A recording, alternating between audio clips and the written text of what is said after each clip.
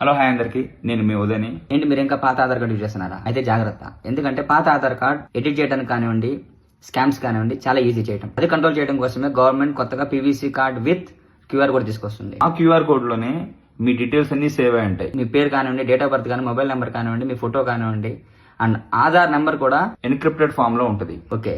దీన్ని ఎవరు వెరిఫై చేయగలరు?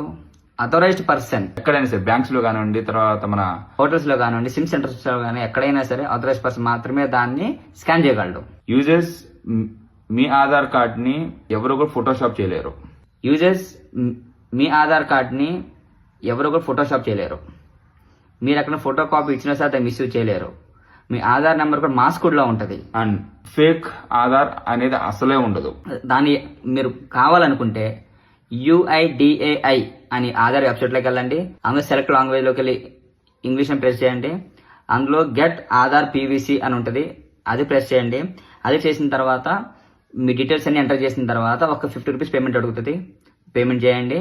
పేమెంట్ చేసిన తర్వాత 10 to 15 వర్కింగ్ డేస్ లో ఆధార్ కార్డ్ మీ ఇంటికి ఇండియన్ పోస్ట్ ద్వారా వస్తుంది. సో ఎస్, పాత ఆధార్ కార్డ్ యూజ్ చేయడం తప్పని నేను అనట్లేదు, కానీ కొత్త దాని వల్ల బెనిఫిట్స్ ఏంటి? Smart, scam proof and safe కూడా.